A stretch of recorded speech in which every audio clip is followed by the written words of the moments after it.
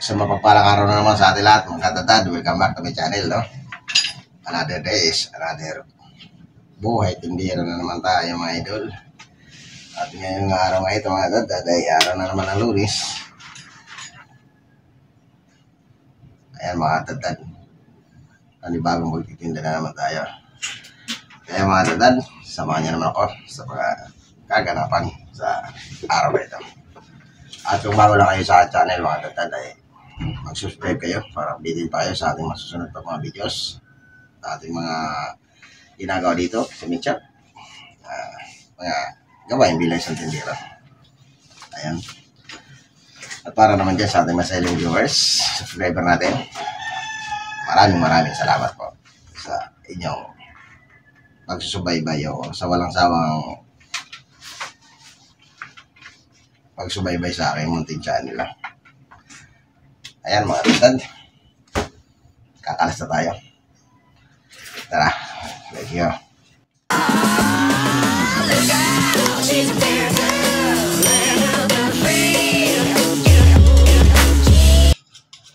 At dito mga katatad, mga idol, no, ay nakikita nyo mga katatad, ay sadyang napakalaki talaga ng baboy nating paninda sa araw na ito.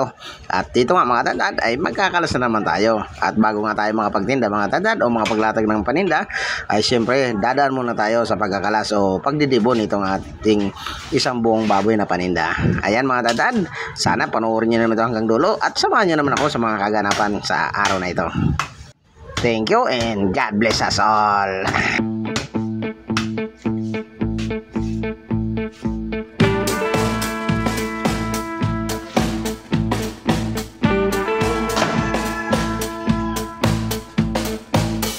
Ayan mga katatad, tapos na tayo magkalas, no? Ayan. At yun, magagawa na tayo ng order natin sa content.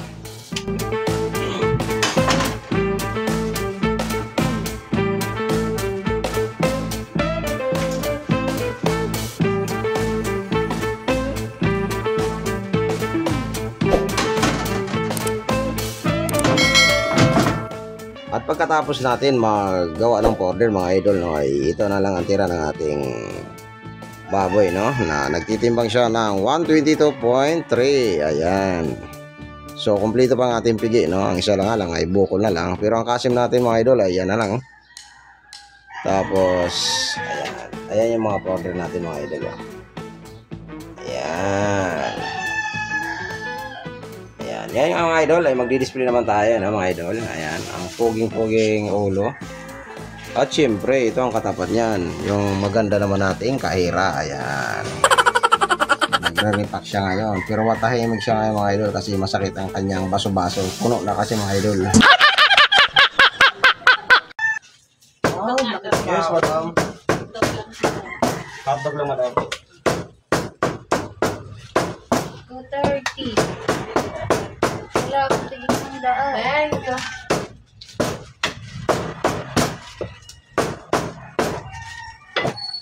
Saro buhay, saro buhay, saro buhay. Ang sa'yo, madam? Ilan? Isang pakli lang? Ito, isang pakli. 74. Dagdagan pa isang pakli pa. 124. Okay. Hiwain pa o balas na? Sumbang malasado tapos sa suka na manghang. Kasarap. At tayo na nga mga tatad, no. Babalutin lang natin itong ating mga order para makapaglatag na tayo. At yun, ang oras ay 6:30 na, no. Kaya yun, maliwanag naman din. Kaya yan. Tapos tignan na natin ito mga idol.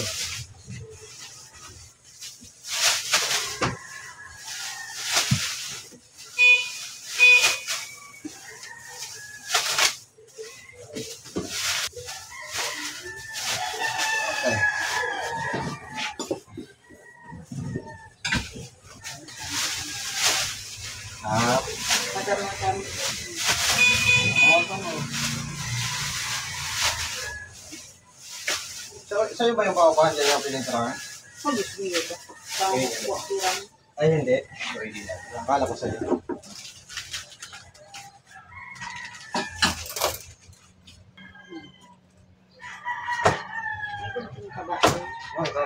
talaga yung kakin talaga din. Ganda na bawi na, gano'n ka ba? 5 kilo. Gano'ng kilo? 305, bawas. Kurang 400.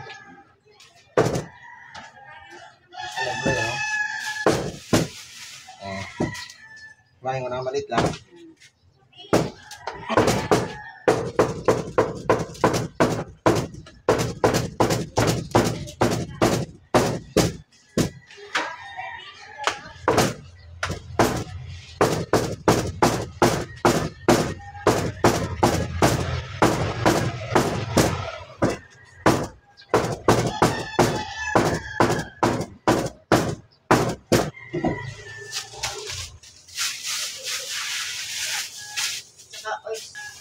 Ito yung mga idol, oh, yung pata hulihan. Swiss cut, tinanggalan ng dulo. Order sa atin, 2. Ito na lalaki.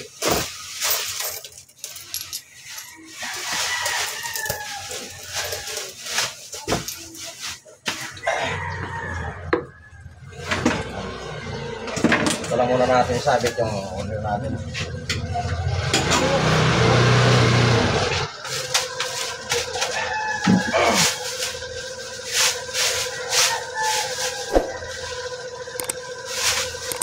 Kasel pagkakalahati mga idol.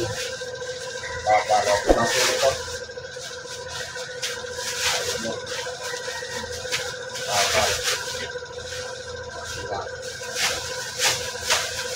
Ang mayari kasi nito mga idol no, ay mayari ng apartment. Ngayon, pinapautang niya ito sa mga nangungupahan sa kanyang apartment.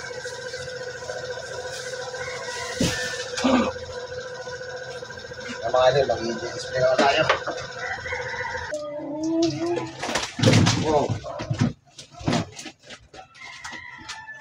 Buhay na buhay yan. Sundin ka naman yun. Ano na yun? Mga doon. Yun, sarap sundin ka doon.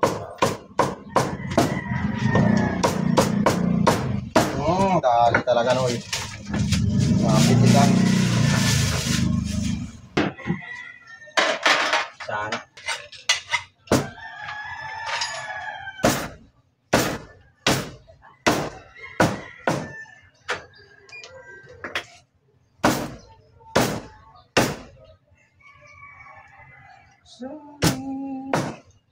Iyon ng iyong pagmamahal sa ikaw. Baik ko na.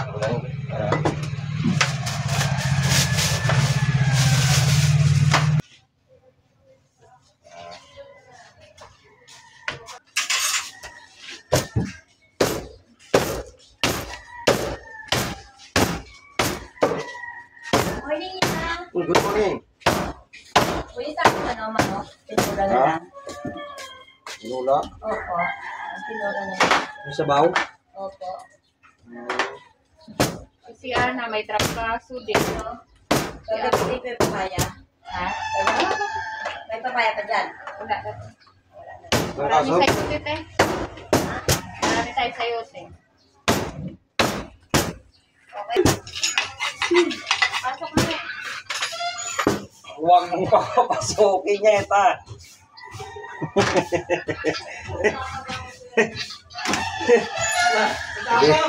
Matapang! Matapang lang yung nasa labas pa. Tingnan mo, mamaya dyan. Mamaya uuwi na. Mamaya uuwi yan mamaya. Ano pag nangyayari pag inaasar ka? Hanggang alas, nilintahan natin ng alas. Orasa mo dyan, hanggang sa pag-uwi. Paglubag pa sa alas 10, Matibay na. matibay. Pag ikaw talaga iwan dito doon, lahat yan. So,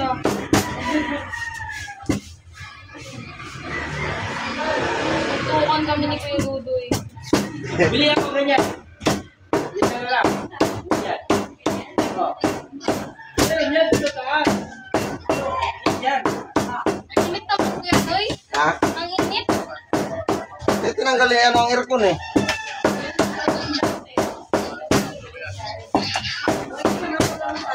Sige, isa nga ko lang.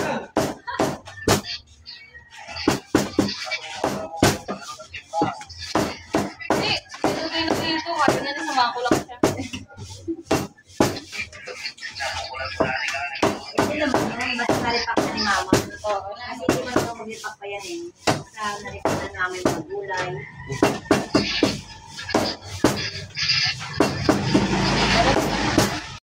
Pagkalipas nga ng mga ilang oras pa mga katatad na pagtitinda natin, no? At ito na lang din ang ating paninda. Konti na lang yan mga idol. At konting mikos-mikos na lang yung mga idol ay talagang may lalabas na naman natin ang mga lamig natin, no, mga idol. At ito nga, nakalatag na tayo ng paninda dyan. At sa nakikita nyo mga katatad ay talagang napakaganda ng ating paninda ngayon. Malaki mang baboy pero good ang taba. At ayan nga mga katatad ang ating liempo, no? Ang liempo natin dyan ay kalahati na lang at may balakang pa tayo dyan. At syempre ayan, hindi mawawala yung ating katabing gulay. Ayan, dito pala sa tindahan namin ay talagang may gulay na rin kaming paninda. Ayan.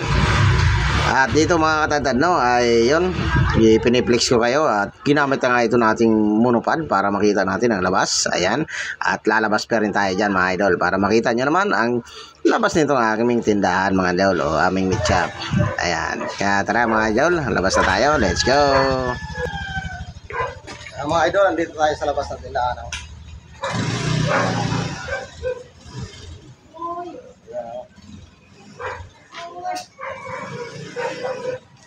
Okay. Yan na.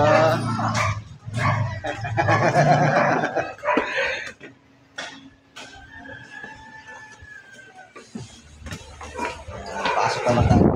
Idol. Ayun. Ayun. Baka na ito manay. Uy, laki. Nasa baho.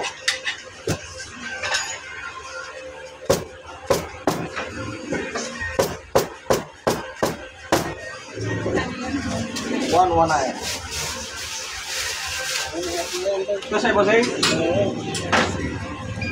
5-9, bossing. Ha? 109. Omong ko.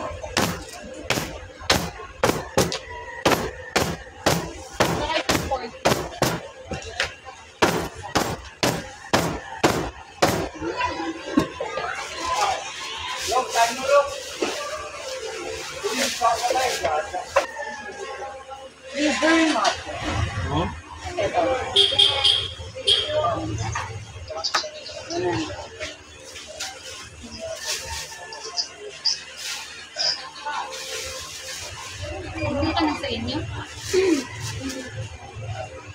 Saro, duha, tulo.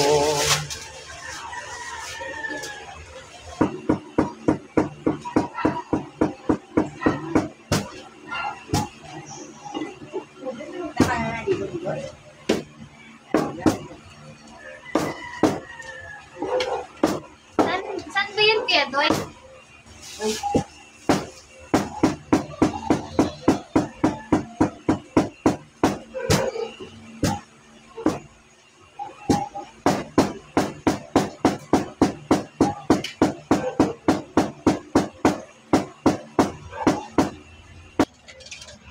At dumating na nga mga idol ang time ng pagliligpit o magsasara na tayo mga dadad at 11:30 na nga.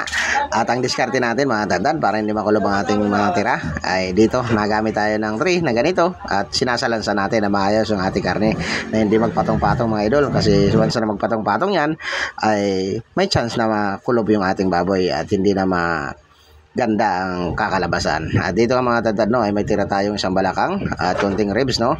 Pero nakapaglabas na rin tayo dyan ng malamig kanina at naubos nga yung ating bagong karne at ang nakalatagan natin kanina ay malamig na mga idol. At dito nga mga tatad at maglilipit na tayo ay ganito na, isasalansan na natin at ipapasok natin sa freezer at yun, babalik naman ulit tayo ng mga 3:30 para magbukas ulit. Ayan mga idol, salamat na naman sa inyong walang sawang suporta dito sa ating munting channel at salamat din naman sa masugid na nating mga subscriber dyan at salamat, no? At sinamahan niya naman ako sa mga kaganapan sa araw na ito dito sa aming meet up. Ayan, sus mapagpalang araw mga dadad, and God bless us all.